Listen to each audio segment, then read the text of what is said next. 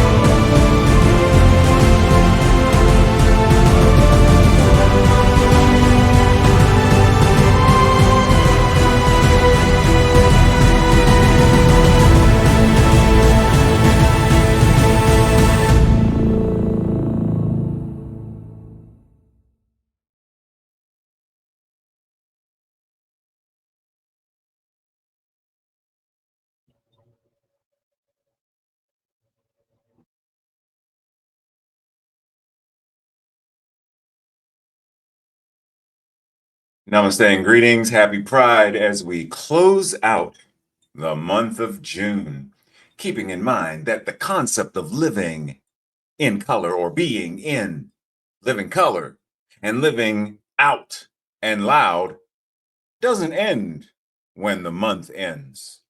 It didn't start when the month started. It doesn't end when the month ends. Keep it going. So, this week we are invited to reflect on the both and, something you've heard me mention. If you've been here for any length of time, you've heard me mention the both and quite often. The times that we experience such things as distress and depression, possibly fear, great anxiety, things that a lot of people are experiencing globally right now. While it may be true that sometimes the greatest act of revolution is self expression, how are we ensuring that we are not leaving people high and dry trying to go it alone? So while we say things like, or have said things like, change your thinking, change your life, we have talked about the concept of silos and each person is responsible for their individual consciousness. And yes, yes. And yet, are we ensuring that while we are expressing ourselves and have the liberation to do so, that it is also enabling others to do the same? Because if it's not, breathe. So telling someone to use their spiritual tools is not enough. Telling someone else, I got my meditation, you need to get yours, is not enough. Telling someone simply change their thinking, asking them what's in their consciousness, all of these things, they are not enough. Not anymore. At one time, they may have worked. Not anymore. Technically, they didn't work then. So, what is our invitation then? Our invitation is to be an ally, to be an advocate, to be a revolutionary collaborator, to be on the side of love and compassion, liberation, to do that work, to create a world that works for all of it. So when we come together as beloved community, what are we doing? We are coming together to transform. We are coming together to heal. We are coming together to support, to nurture, to love one another in the midst of trauma and distress and depression and anxiety and even fear, because that is the only way we can transform it and heal it. It is the only way that we are able to, what did Dr. Holmes say?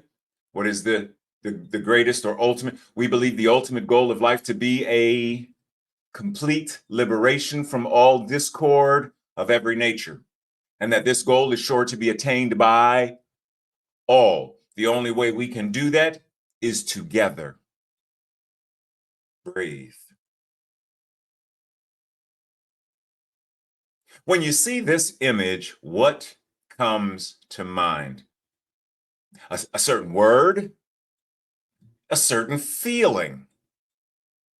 What comes to mind? What do you feel? What do you experience as you look at these images? Without adding a story, what's the first impact that lands and resonates wherever it resonates with you?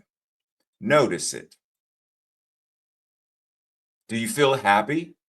Do you look at any of these and say, oh, they're so, oh, look at the kids are having fun. Oh, I feel such joy. Is that what comes to mind? Life affirming emotions and feelings and thoughts? Or non life affirming? Do you feel the anxiety and the stress? In observing someone being bullied, what do you feel? What do you think? Now breathe. Because once again, the only way we can change and heal and transform is together. Alice Walker reminds us the most common way that people give up their power is by thinking, by convincing them that they don't have any. This is why many people during the civil rights movement didn't want the Black people down South to vote. Because if you let them know they have voting power, they're going to use it. So we convince them you're not allowed to vote. You don't count as a human. Only humans can vote. Women weren't allowed to vote. They weren't given the power to. Women couldn't buy property. Women couldn't get a credit card without their husband's cosign, permission. The most common way that people give up their power or are convinced that they have no power is by convincing them, by telling them they don't have any, by believing they don't have any. But wait. If you're the individualized expression of an individualized incarnation of the one power, there's only one power and only one presence, that which is God, and what it is you are, and what is true of it is true of you, because whatever is true of the one life must be true of your life, because there aren't two, there's only one life. Then the power of the universe is your power. Who does it benefit for any of us to not know that, to not believe it, and not access it? Breathe. So why do people bully? For a variety of reasons. Some people bully because hurt people hurt people. Some bully simply because they're looking for attention, and any kind of attention, including non-life affirming attention, is attention. For a variety of reasons, jealousy and envy, people bully. But bullying isn't the only term that we use for such things. Bullying also falls under the harassment and picking on someone and teasing someone. It falls under when someone says, "You can't take a joke." Was it really a joke? Or was it harassment under the guise of comedy? Being in a hostile work environment or a hostile church environment, any form of hate crime, all of this falls under the same umbrella of how people harm one another. Happens in a great many ways. Once again, the only way that we can heal it is together. The only way we can acknowledge that, the only way we can do anything about it is first we have to identify that it's even going on. A firefighter cannot extinguish a fire that they cannot find. Number one, in order to put out the fire, I have to find the fire. I have to identify not just where it is, but what kind of fire it is. What is on fire? Because if it's an electrical fire, water is not the method, right? Specific fires, a grease fire. Only certain things can be used effectively without causing more harm. So it's not just identifying the bullying, but what kind of bullying? What is the thing that's causing this fire, this burning? Because how we address it is very specific. It's the same with anything, though. Any physical illness, disease, etc., any mental challenges ranging from mild depression and anxiety to OCD to schizophrenia and all of it, it's about identify what is the experience, identify the consciousness that is creating the experience, identify what is the experience that is desired, and then do what is needed to be done to create it. It's all the same. Whatever it is that we are addressing, whatever it is that we are healing, it's basically the same process with a couple of differences in there, but in essence, it's the same process. So when someone comes to you and they say, dude, you're weird, you're strange, you're any number of things, what's your mantra? I am. And I love that about me. I am weird. And I love that about me. My weirdness is the magic thing that gives my unicorn horn its glow. I am weird. I am. And I love that about myself. Do you love your weirdness? Because your weirdness is an expression of your divinity. As long as it's life affirming, that's what it is. Embrace it. Be it. As Elliot Page says, we deserve to experience love fully, equally, without shame and without compromise. You shouldn't have to bargain to be loved. Why should someone compromise themselves, their character, their joy, simply for someone to give them some modicum of love? Wait, what? What? We deserve to experience love thimbleful or fully. What does he say here? Fully, equally, and without shame and without compromise. So to that, here's to the crazy ones, the misfits, the rebels, the troublemakers, the round pegs in square holes, the ones who see things differently. They're not fond of rules, and they have no respect for the status quo. You can quote them, disagree with them, glorify or vilify them. About the only thing you can't do is ignore them, because they change things, they heal things, they transform things, they evolve things, they push the human race forward and upward. And while some may see them as the crazy ones, we see the genius.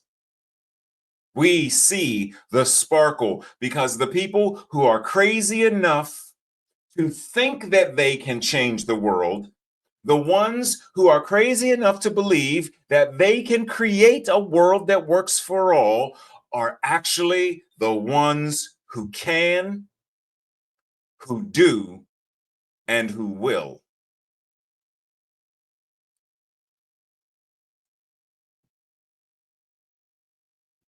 Breathe. So remember a couple slides ago, I mentioned what Elliot Page said about compromise. And with compromise comes this idea that in order to fully be and be loved and all this stuff, that there's a price we have to pay. Compromise. There's something we have to give in order to get love, in order to be accepted. And this price is often to our detriment. So keep in mind that your divinity has no price tag. There is nothing that you need to pledge allegiance to. There is no one that you need to pledge allegiance to. There is no one to save you. There is no one to damn you. There is none of that. There is no price tag. So in the world of collective consciousness, which is non-life affirming darkness, you have the ability to transform and evolve and shine your light brightly, boldly, proudly. Dance like nobody's watching. Dance like you don't care if they're watching or not. You're going to dance. Transform from the old version that believed there needed to be shame, that believed, yes, I deserve to be bullied because I'm weird. Evolve beyond that one, become the butterfly and fly. Transform. Simply acknowledge your divine power that is already present. Breathe. As Dorothy Allison says, there are 2 or 3 things that I know for sure. And one of them is that I would rather go naked than to wear the coat that the world has made for me. Say what? See, the world, collective consciousness, has created a garment that it would rather you wear. And that is the coat of compromise, the coat of complacency, codependency, etc. And as we've talked about before, a quote that is attributed to Ralph Waldo Emerson: to be yourself in a world that is constantly trying to make you into something, someone else. To be yourself in those circumstances, in that condition, is the greatest accomplishment there is. To be the misfit, the revolutionary, the change agent, to be the embodied Christ and Bodhisattva, to be woke as the Buddha nature, to be that in a world that would rather you turn it down, go sit in the corner, don't shine too bright, don't talk about those things. To be that, even in the midst of, is an amazingly great accomplishment. And it is your way of saying, I'm not wearing the coat that the world has made for me. I would rather be naked and unashamed in my nakedness and accept my glorious nakedness as my authentic self. Breathe. Speaking of authentic self, RuPaul says we are all born naked. The rest is drag. Ram Dass made a comment as well, similar, saying, treat everyone that you meet like they were God in drag. Now, to a certain degree, this is saying that no matter what you see, back of it, there is the divine, there is the true self. So it doesn't really matter per se what the external appearance is. But there's even a deeper concept that I want us to dive into with this idea of drag. I've mentioned this amazing television show before called We're Here. 2 seasons thus far, if I recall correctly. And it's about usually 3 or 4 drag queens traveling various places in the country and doing, actually what they're doing is spiritual work. They're doing the work of transformation and healing. They're basically doing the same kind of thing, in essence, that Queer Eye for the Straight Guy, which just changed and became Queer Eye, basically the same work that they do in terms of transforming people to truly love and embody themselves with a makeover. So I want us to think of drag, this concept of drag, like a makeover. Drag being D-R-A-G, the divine realness as God. Be your divine realness as God. Not just God in you, not just God with you, but God, the universe, spirit as you. How do you express your divine realness as God? Animated character Shrek, great wisdom. I love storytelling. People used to think that I was a monster. Pause. Who is the monster, or who are the monsters that are vilified today? Look around. Transgender women, specifically transgender women of color, are monsters. Transgender women, monsters. Who else? There's a great variety of people that certain groups of people vilify and turn them into monsters because it's easier to do smoke and mirrors when you have a monster to direct the audience to. Look at my hands as I wave them magically, and you miss this whole idea that I'm pickpocketing you. People used to think I was a monster, and for a long time, I believed them. But after a while, he says you, but after a while, I learned to ignore the names that people called me. And I just simply trusted who I am.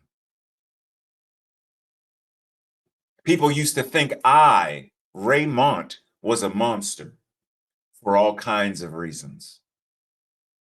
Because I'm gay. Because I was smart.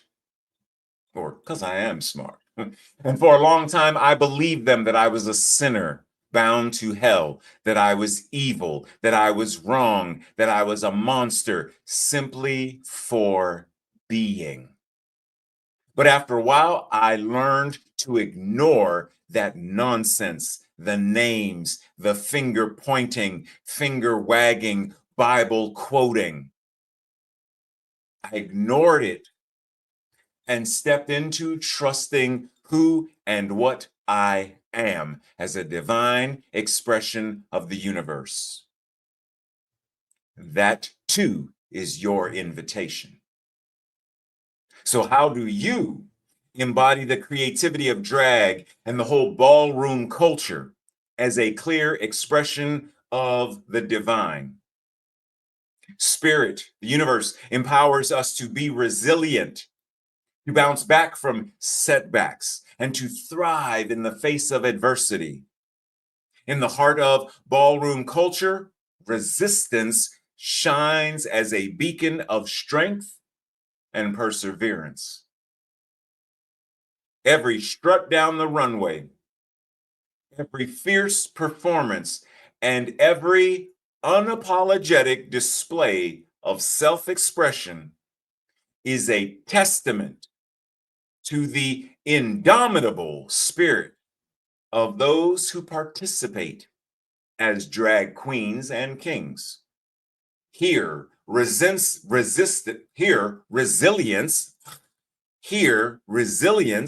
isn't simply a trait. Resilience, which is resistance, actually is, it's revolutionary. It is a way of life. How are we invited to step into that space? As Emile Zola says, if you ask me what I came to do in this world, I, an artist, will answer you. I am here to live out loud. Now, you may not think of yourself as an artist, but you are. You are an artist of spirit, creativity, imagination. You are an artist in your relationships. You are an artist in many, many ways. You are here to live out loud. You are here to live as a divine expression or as the divine realness as God. From season 2 of We're Here, these fierce queens showed up. The one in the middle ended up leaving for a variety of reasons. This season was probably one of the most difficult to watch because they were specifically in cities and states where there was anti-drag legislation where literally they could be arrested for dressing this way in public and performing and being. So once again, drag as an acronym, how are we doing reality as God? In other words, how are we living this thing called life as the divine? How are we showing up as it? How are we being resilient no matter what's going on? How are we demonstrating that we will not be stopped? Just like these plants, nature isn't stopped no matter what appears to cover it or hold it back. As Amit Ray says, be like a lotus. Let the beauty of your heart speak. Be grateful to the mud, the water, the air, and the light. Bloom, shine, live out loud. There was a time in my life where I really didn't care for the concept of resilience. I wanted to reach a point where I don't want to have to be resilient. I don't want to keep getting knocked down just to have to get back up. But over the years, I've mellowed with that idea because I see resilience somewhat differently now. Resilience and being resilient, the capacity to withstand or to recover quickly from difficulties, from tough times. So my being diagnosed with cancer back in 2022, did I recover? Because that's a difficult time. That was it. In many ways, it still is. How have I demonstrated elasticity and bounced back when my mom made her transition in 2020? Grief, sadness, trauma, etc. How do you demonstrate that you are resilient? Being able to withstand or to recover quickly from any difficult situations or conditions. Whatever that is, COVID, were we resilient post-COVID? Did we demonstrate resilience? Are we demonstrating resilience with all of the vastness of what's going on with the current administration? Resilience shows up in a great many ways. It shows up as high self-esteem, flexibility, strong relationships, spiritual freedom, life-affirming coping strategies, emotional regulation, mindfulness, and non-judgmental mental equivalence and thinking and ways of being. Resilience, a vast number of words that mean flexibility, durability, sturdiness, strength, the ability to bounce back. When things in your life are painful or difficult, a loss of a job, a loss of a loved one, simply having the flu and having to lay down when you're used to being on the go, being in a car accident and having to go to physical therapy and acupuncture, but you want to be busy and be out walking and exercising and doing stuff. Resilience is also giving yourself time to heal, mind, body, and soul. The opposite of resilience, rigidity and fragility, where something is so fragile it's easily broken beyond repair. It can also be a form of vulnerability that's non-life affirming and non-life affirming weakness. So we are invited into a space of, because it takes bravery and it takes courage to be resilient. Courageous behavior or character, fearlessness, determination, audacity. These are the words associated with bravery. The ability to do something that frightens you, demonstrating strength in the face of pain, trauma, or grief. Courage, heroism, resolve, fortitude, courage. Bravery is having the courage to overcome non-life affirming fear. How are we overcoming fear in and of itself is neither good nor bad. Fear is an emotional response to a trauma response, a trigger response. If you're in a burning building, fear is the thing that gives your body so it releases endorphins and adrenaline for you to flee and get to safety. That is a life-affirming expression of fear. But if we shut down or we start to imagine, I don't want to go, because what if I go and we start imagining the what ifs and the could possibly be's, non-life affirming fear, irrational fear. So bravery is having the courage to overcome, to transform, to transcend non-life affirming fear. So when the world builds walls, what do you do? What are we invited to do? Because every challenge that we encounter, whether the challenge is wanted or unwanted, because some challenges we want. People who join, what is a television show called? Ninja thing where they go through the obstacle course. They know it's a challenge, but they want the challenge. Price is Right. I know it's going to be a challenge for me to guess the prices. I want the challenge though. So whether it's wanted or not, it's an invitation for us to apply spiritual principle, such as forgiveness, unconditional love toward ourselves and others, courage, bravery, etc.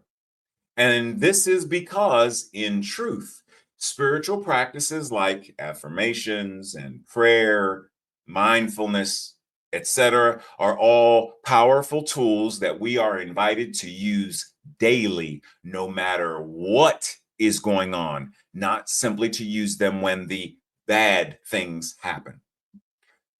You're having a good day? Spiritual mind treatment, pray. You're having a not so good day? Spiritual mind treatment, pray. You're having a great day? Spiritual mind treatment, pray. You're having a horrible day? Spiritual mind treatment, pray. Affirmations, mindfulness, meditation. If it's a way of life, then we're going to do it no matter what is going on, not just when there's a challenge. So in other words, the greenery grows. It doesn't wait for there to be a wall to say, they built a wall. It is time for me to grow and break through the wall. It grows regardless. That's why when certain places are abandoned, nature reclaims the space. Because that's what it does. Nature shows up. And remember what Frank Lloyd Wright said. I believe that's who it was. When he said, "Oh, I believe in God, but I spell it Nature, nature." This is a demonstration of what God is and how God operates. God isn't stopped, and we shouldn't be either. But some of the things that we let stop us are stress and trauma, things that disturb and put us in a state of emotional dysregulation, which is the difficulty or the inability for us to manage our emotions and feelings in a healthy, effective, and life-affirming manner. Being able to do so is emotional regulation. We can manage, we can respond in effective and life-affirming ways. But not just emotional regulation. What about social, financial, physical? Do we also do the same thing with physical regulation and physical dysregulation? How do I know when I'm having a difficult time or I'm having the inability to manage what I feel in my body? My literal physical, there's a pain in my shoulder, and because of this pain and I can't do what I want to do, because I'm not in my body. I don't have a connection with my physical form. So I can't manage it, I can't steward it in a healthy and effective manner. So it's important for us to put this into practice. True spirituality isn't relegated solely to Om Shanti Shanti Shanti Om. True spiritual practices address everything about us, our relationships, our finances, our physical body health and well-being, our mental health and well-being, our emotional health and well-being. True spirituality addresses all of it. So our invitation, what does it mean for us to get into a space where we express the fullness of who and what we are as the divine? Breathe.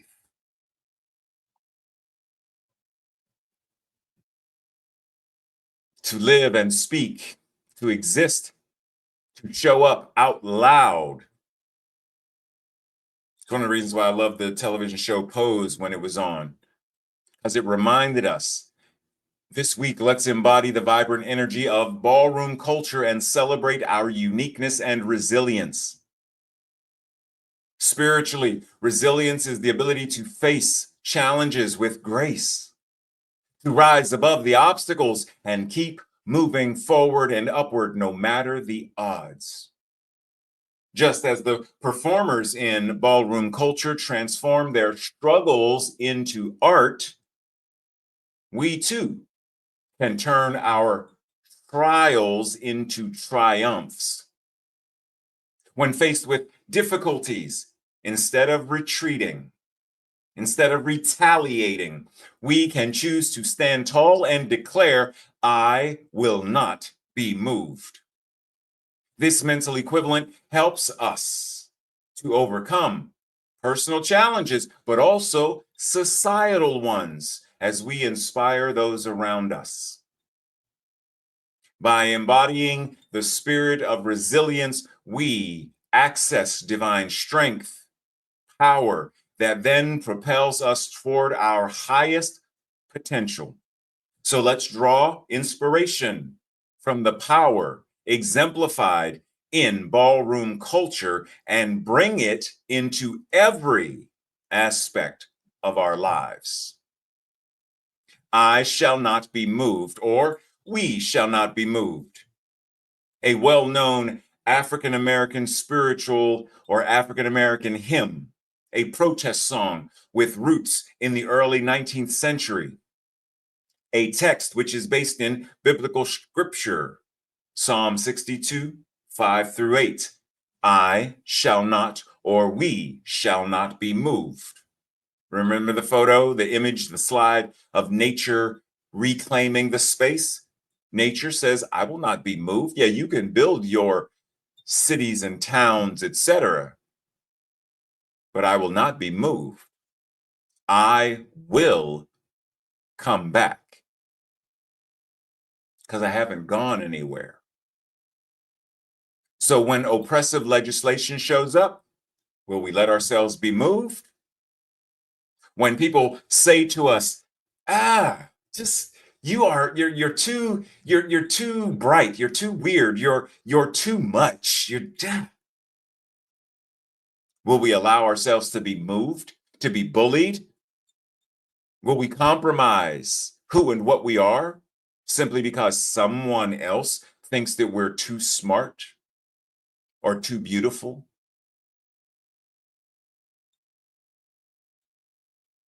Recently, Ryan Coogler released an amazing movie called Sinners.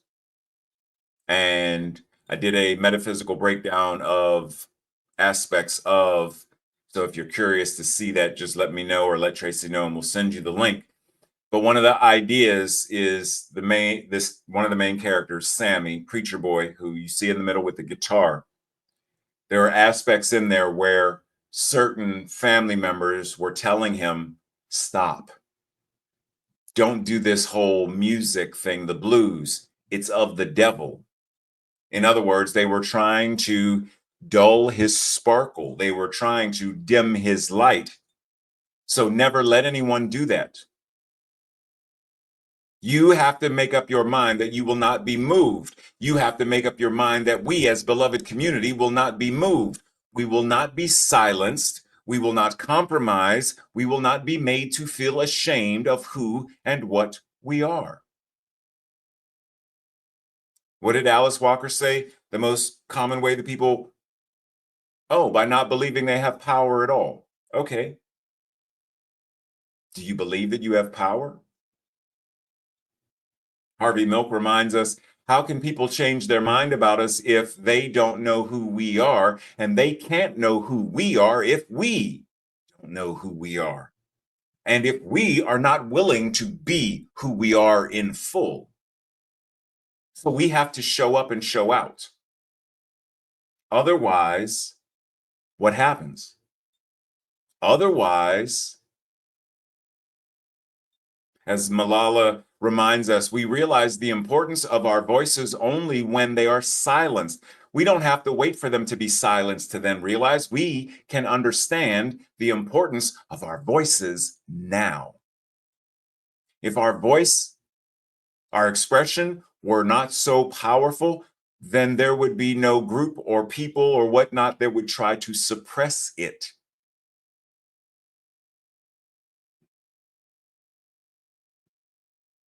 All you have to do is look at who are the monsters, quote unquote. Who are the people that are being the most vilified, oppressed, hurt, and harmed? When you find them, what you are also finding, they are also the most powerful. Because that's precisely the reason that they are being hurt and harmed. To force them into submission, to force them into believing they have no power, to force them in surrendering and putting on the coat, the cloak that the world has sewn for them. Barbara Giddings says, equality means more than simply passing laws. The struggle is really won in the hearts and minds of the community where it really counts. Together. We're in it together. Now I show you this and the next slide to reference how certain individuals stood against the machine. Sophie stood against the Nazi Party. She said, I will not be moved. And Lipa Radic, prayerfully I'm pronouncing it correctly, same thing, said, I shall not be moved, as she stood against the Nazis. Both of these young women were executed. But we know their names and we know the power because they, in one way, shape, or form, said, I will not be moved. We will not be moved. We will not allow this entity to take over. Let me go back for a second. One of the cellmates that Sophie had said that her last words before she was taken away and sent to the guillotine. How can we expect righteousness to prevail when there is hardly anyone willing to give himself up individually to a righteous cause? It is such a splendid day, splendid sunny day, and I have to go. But how many have to die on the battlefield in these days? How many young, promising lives? What does my death matter if by our acts thousands are warned and alerted? Among the student body, there will certainly be a revolt. Now,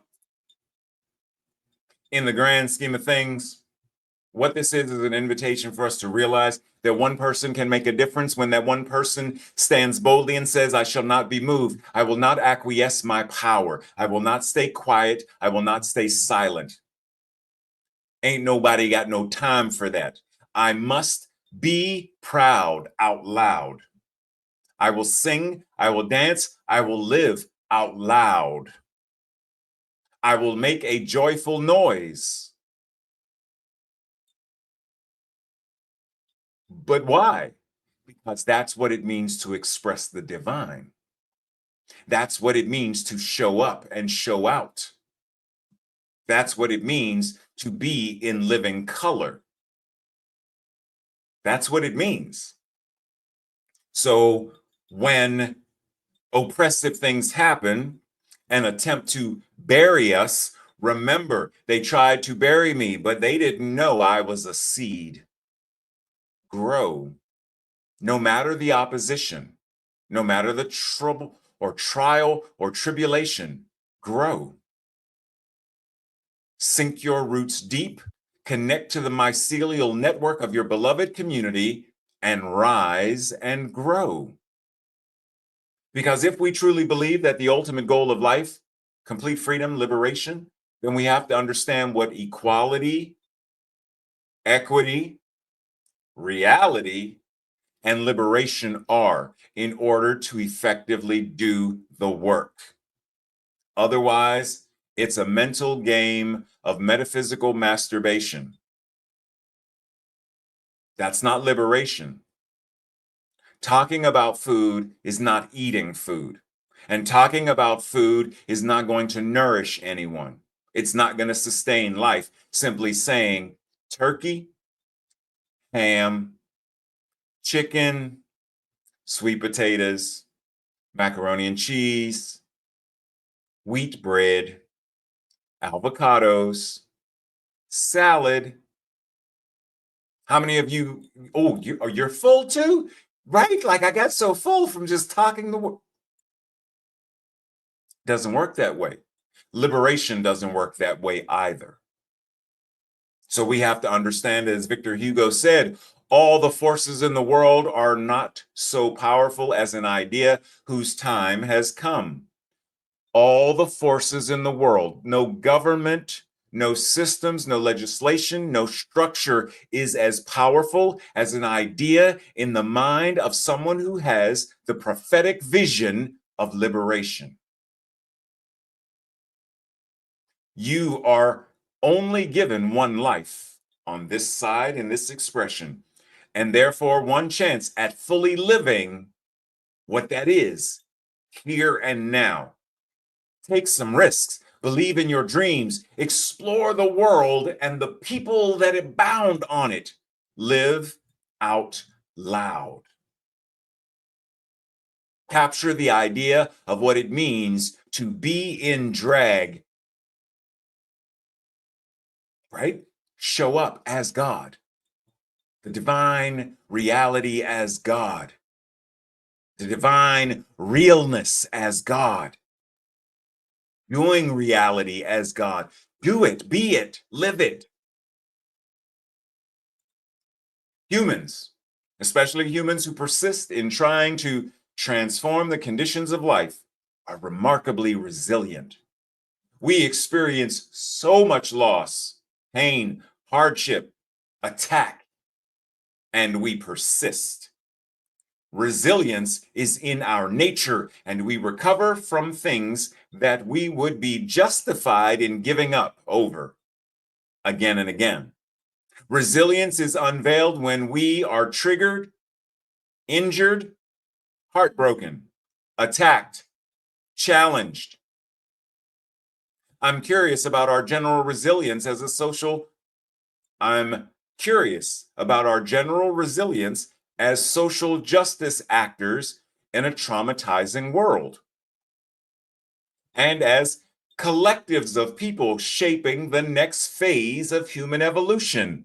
I'm curious about that. Our core practice of resilience is transformative justice, transforming the conditions that make injustice possible.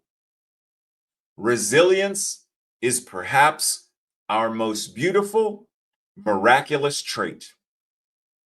I am not afraid of what I came here to do. I am made of stardust. We are not afraid of what we're called now to do. We're all made of God. Breathe. I'm made of stardust. We are not afraid of what we're called now to do. We are all made of God. Breathe.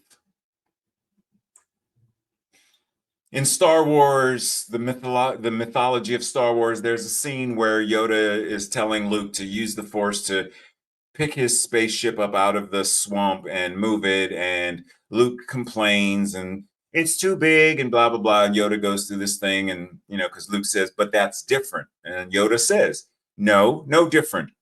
It's only different in your mind. Remember what I said about healing and how, whether it's finances or relationships or healing is the same. The only place it's different is in our mind.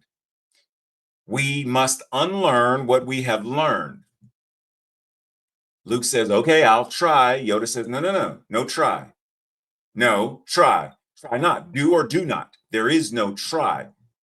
So Luke gets up and, and it jiggles and it moves and it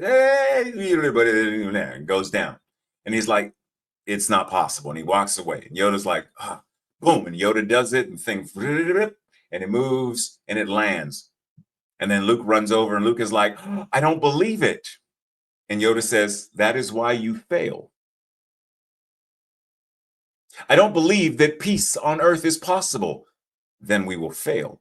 I don't believe in a world that works for all. Then it's going to fail. I don't believe democracy. Then it's going to fail. I don't believe my health and well-being. It's going to fail. I don't believe I'm worthy of love. Then it's going to fail. If our mental equivalent is not anchored in the core principle of and the values of, if we don't believe it, be. If we're not being, it's going to fail. Are we willing to believe in the power of all that we are? Are we willing to step into a new space of what it means to be, to do reality as God, divine realness as God, to step into that space where we understand and we embody that we are far more powerful than we could ever realize? And that when the deceiver shows up, just stop. You're doing too much. You're too smart. You're too pretty. You're too tall. You're too fat. You're too weird. When the deceiver, the one that wants to convince us the lie, when it shows up and says, you cannot withstand the storm. You cannot withstand the power of my legislation. You cannot withstand the power of my dollars and my Bitcoin. You cannot The warrior replies, silly person, I am the storm. And as in the Marvel comics, the character of Storm, one of the things she says is, I must forever be mindful and in control, or my power will run amok. We are invited to in that space of mindfulness, because in that space, that is where we have the ability to change and transform the world. The Science of Mind and Spirit 4.0 offers us a path, practice, and way of being that is restorative, resilient, and revolutionary in how it empowers us to act in life-affirming ways. We live our lives rooted in principle. And that is why we are able to gather in ways that build synergy, synchronicities, and sacred community, where we as beloved community do what is ours to do, to create and manifest a world that works for all. Fully human in our experiences, while simultaneously being fully divine. This means we are honest in our emotions and feelings without shade, shame, or judgment. Our honesty is empowering and healing, and it, in fact, is one of our many superpowers, for we are far more powerful than we realize. Breathe. This week's affirmation, our declaration, I will say it first, and if it resonates with you, I invite you to repeat it with me the second time. Connecting with spirit is giving me life because I'm made of stardust. I'm not afraid of what I'm called now to do. I am made of God. Together. Connecting with spirit is giving me life because I'm made of stardust. I'm not afraid of what I'm called to now do. Now to do. I am made of God. And so it is. This week's Thursday night study group questions or your own personal journal questions. Number 1. What is holding me or what is holding us back from living out loud? What would my life look like if I lived out loud more? If I, to quote a few of the lively phrases echoing through a ball as performers vogue, do the death drop, and fiercely compete. They ate and left no crumbs, snatched work. What would my life look like if I ate and left no crumbs? If I snatched and worked? 2.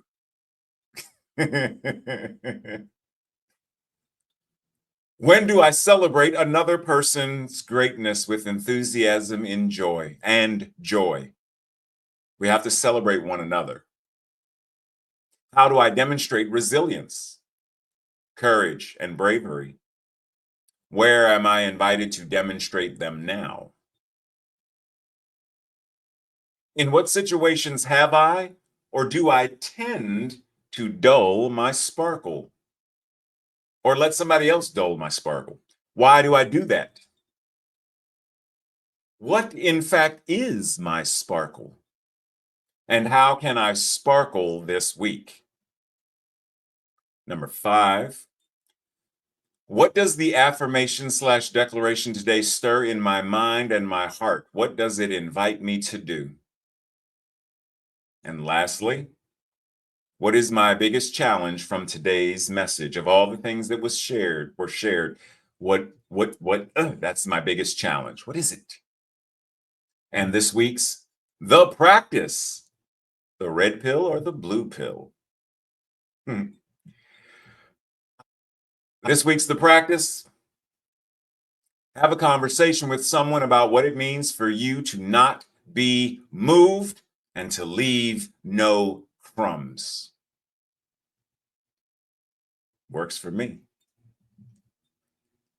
As we enter into that space of prayer, simply knowing that our amen this week is, I leave no crumbs.